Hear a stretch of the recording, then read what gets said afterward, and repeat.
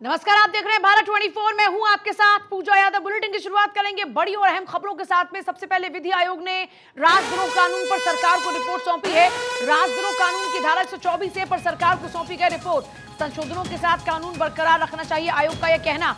राजद्रोह कानून की धारा 124A पर सरकार को सौंपी गई रिपोर्ट। संशोधनों के साथ कानून बरकरार रखना चाहिए, आयोग का कहना। विधि आयोग ने राजद्रोह कानून पर सरकार को रिपोर्ट सौंपी है। राजद्रोह कानून की धारा 124A पर सरकार को सौंपी गई रिपोर्ट। संशोधनों के साथ में कानून बरकरार रखना चाहिए, ये आयोग का कहना। देखिए, केंद्र सरकार को विधि आयोग ने अपनी रिपोर्ट सौंपी है और राजद्रोह कानून को खत्म करने के पक्ष में नहीं है विधि आयोग। कहा कि कुछ इसमें संशोधन होने चाहिए। एकता अखंडता की रक्षा के लिए कानून जरूरी। सुप्रीम कोर्ट ने राजद्रोह कानून के अमल पर लगाई थी रोक। सुप्रीम कोर्ट ने केंद्र को कानून में जरूरी बदलाव का निर्देश दिया था।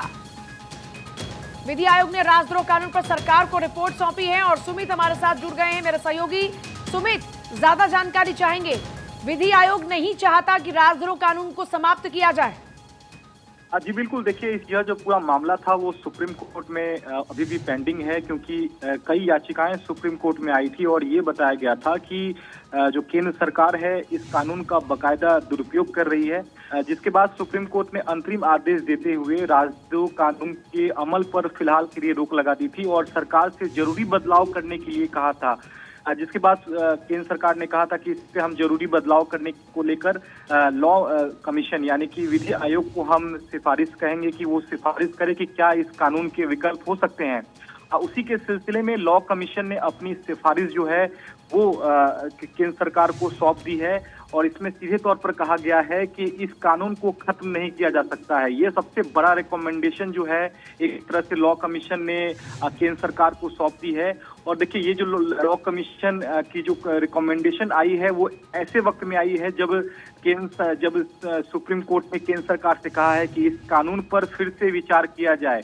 तो अभी फिलहाल देश में इस कानून के तहत किसी भी तरह की एफआईआर दर्ज करने पर रोक है, क्योंकि सुप्रीम कोर्ट ने रोक लगा रखी है।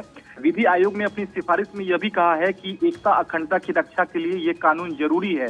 और सबसे अहम बात है कि जो अभी फिलहाल जो 3 साल की सजा का जो प्रावधान है को बढ़ाकर 7 साल की सजा करने की बात जो है वो विधि आयोग ने केंद्र सरकार से की है। इसके अलावा राजद्रोह को कुछ संशोधनों के साथ बरकरार रखना चाहिए, यह भी विधि आयोग ने अपनी सिफारिश में केंद्र सरकार को रिपोर्ट भेजी है। तो ये इस रिपोर्ट के आधार पर अब केंद्र सरकार का जो पक्ष है वो सुप्रीम कोर्ट में स्ट्रांग हो गया है, मजबूत हो गया है, क्योंकि जरूरी बदलाव करने को लेकर सुप्रीम कोर्ट ने निर्देश दिए थे सरकार को।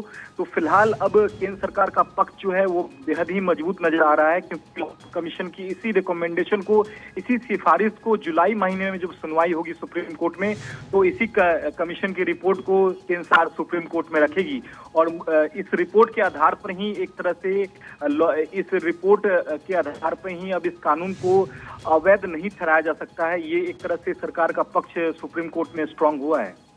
चलिए ठीक है, बहुत शुक्रिया। लेकिन देखिए, राजद्रोह कानून है क्या जिसका भारतीय दंड संहिता आईपीसी के सेक्शन 124 में उल्लेख किया गया है। अगर कोई भी किसी भी जो हमारे चिन्ह हैं या हमारे संविधान हैं या अगर इसका कोई भी अपमान करता है तो उसमें 124A के तहत कार्रवाई होती है, जिसमें 3 साल की सजा से लेकर कारावास तक का प्रावधान है।